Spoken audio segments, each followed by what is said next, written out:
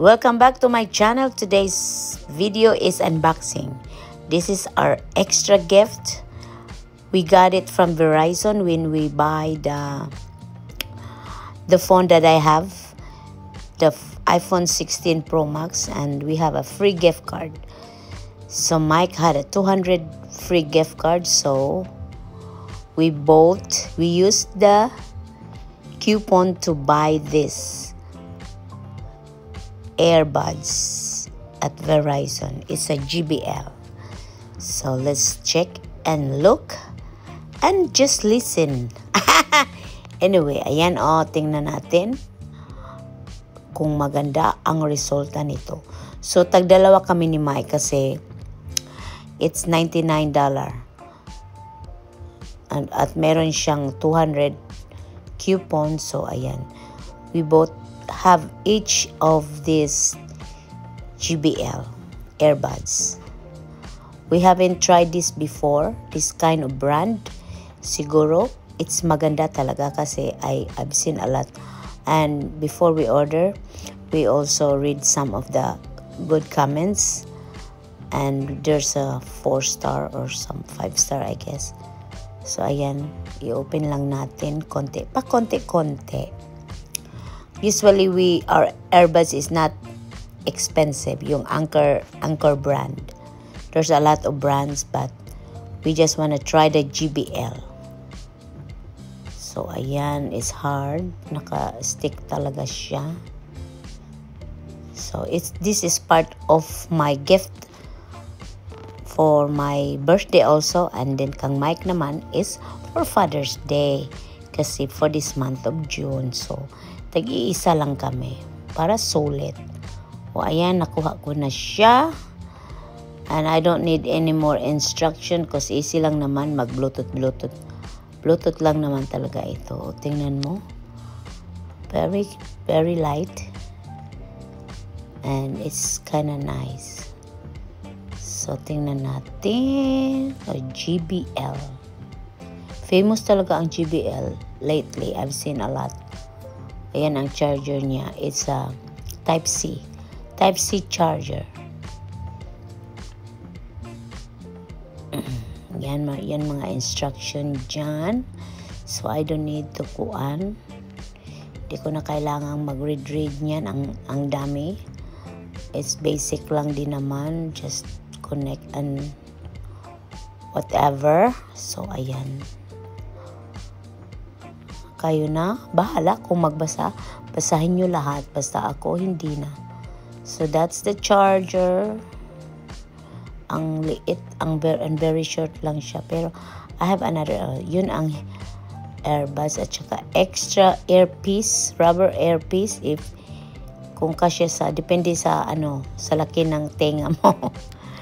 But anyway, ayan, it's very cool siya. Ayan guys, it's nice. I never tried this kind. Usually may buntot yung sa akin. So tingnan natin if it fits good on my ears. Ayan o. So that's the rubber piece. It's better to have it because it really fits on your ear. And it's a noise cancelling. Noise cancelling din siya. So maganda because especially if we are on the road and I am listening some music, so it's very nice sound at ma-enjoy mo talaga ang mag-joyride. So ayan, i-charge ko muna, pero it looks like it's my battery. So but still I have to charge it again, make it full. Ayan, so may power pa naman. So ayan guys, ayan, i-try ko lang siya mamaya kung anong size ang fit sa tainga ko. So there's another one, it's the same thing with mic. So lagyan lang siya namin ng marker para hindi kami malilito. Kasi ewan ko if ma-disconnect ba siya, kasi pareha lang talaga. So ang case, lagyan lang ni Mike ng marker, tsaka yung ko para malaman kung kanino at ganon. So anyway, I have to din na naman sa kanya. So guys, that's it. So i-try ko, i-bluetooth ko siya sa phone. Yan ang phone ni Mike kasi ang aking phone ay nag-video for content purposes. So ayan, ginamit ko muna ang phone ni Mike. And i-try ko siya if it fits my ears. So ayan tingnan mo. JBL. So i-click mo lang siya. And then, ayan, so far, it really sounds good. Pero i-adjust ko masyado sa aking tainga kasi parang hindi pa sanay aking tainga nito. Pero kay Mike naman yan, so it's up to him if okay lang ba ang shape ng or ang size ng rubber piece for his ears. So, just to make sure everything is right. Ganon. So, anyway guys, salamat sa inyong paghihintay at pakikinig sa aking video na ito. And I just want to say thank you everyone for supporting my channel. And don't forget to click notification button for my upcoming videos para masubaybayan ninyo ang kasunod na kabanata sa aming paglalakbay, o diba?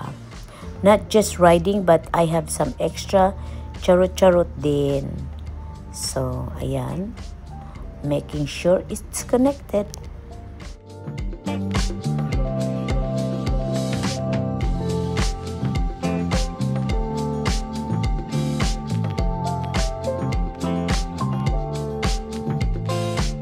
Pareha lang talaga kami. So, to differentiate, yan ang likod. At ito kay Mike.